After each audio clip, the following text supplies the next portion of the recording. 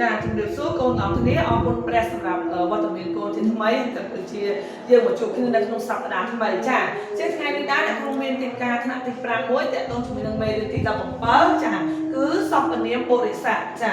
អញ្ចឹងមុននឹងយើងស្គាល់សព្វនាមពុរិស័កក៏យើងត្រូវដឹងពីនិយមន័យរបស់វាសិនចាអញ្ចឹងយើងមើលសព្វនាមពុរិស័កជាពាក្យបង្ហាញបុគ្គលចូលរួម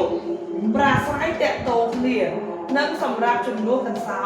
នាមចាម្ដងទៀតសព្វនាមពុរិស័កជាពាក្យបង្ហាញបុគ្គលចូលរួម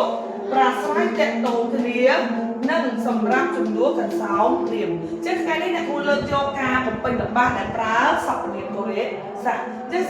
សព្វនាមពុរិស័កគឺយើងមាន3ទី1គឺយើងមានបរិបទទី1ទី2និងទី3ឯបរិបទទី1គឺគេចង់បង្ហាញពីអ្នកនិយាយមានដូចជាពាក្យខ្ញុំអញអាត្មាពួកយើងប៉ុន្តែពាក្យអាត្មានោះគឺប្រើសម្រាប់លោកចាដល់ពេលបរិបទទី2គេចង់បង្ហាញពីអ្នកដែលគេយកសំទោសពីអ្នកដែលគេនិយាយទៅកាន់មានដូចជាឯងអ្នក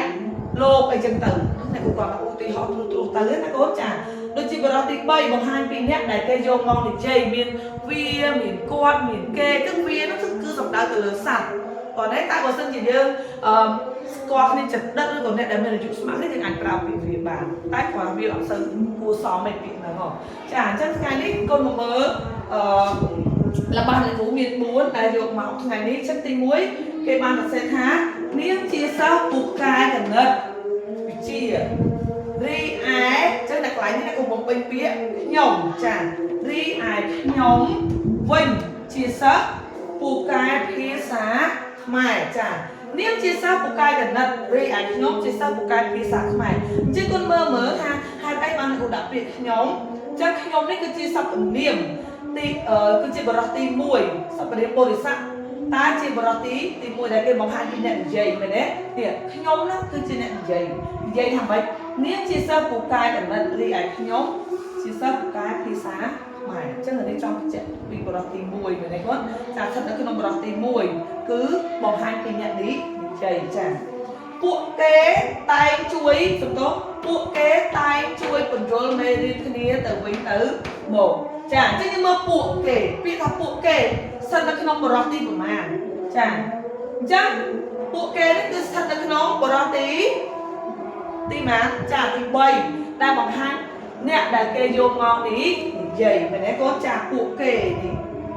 ចឹងអ្នកដាក់ពាក្យពួកគេចឹងពួកគេនេះតែងតែជួយបញ្យល់មេរៀនគ្នាទៅវិញទៅមកឃើញទេចឹងវាស្ថិតនៅក្នុងបរិបទទី3ដែលបង្ហាញពីអ្នកដែលគេយកមកនេះនិយាយចាគាត់លើកគេយកមកនិយាយចាទី3ជីតាខ្ញុំតែងទូលមានអប់រំខ្ញុំចឹងអ្នកគ្រូដាក់ពីខ្ញុំនេះចាខ្ញុំនេះគឺជាសព្វនាមពុរិស័កសំទោសពុរិស័កចាដែលស្ថិតនៅក្នុងបរិបទទី1ចឹងបង្ហាញពីអ្នកនិយាយមែនទេគាត់ចានិងចៅឯទៀតព្រោះគាត់ចឹងពាក្យគាត់នេះស្ថិតនៅក្នុងបរិបទទី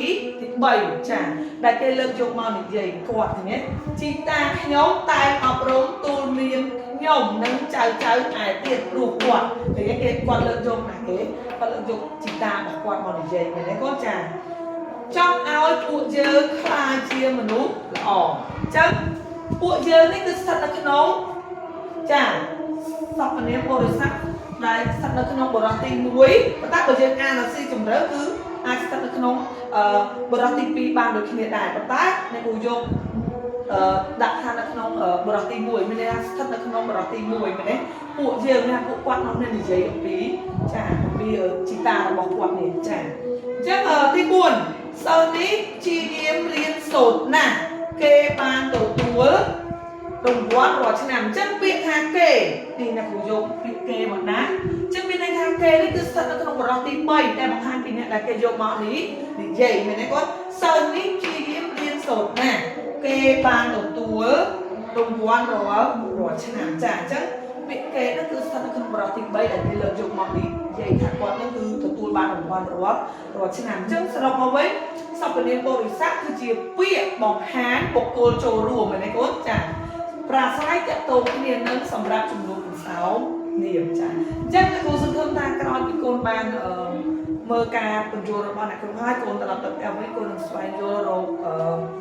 សពនាមបរិស័ទបន្ថែមទៀតនៅផ្ទះហើយក៏ស្វែងយល់អំពី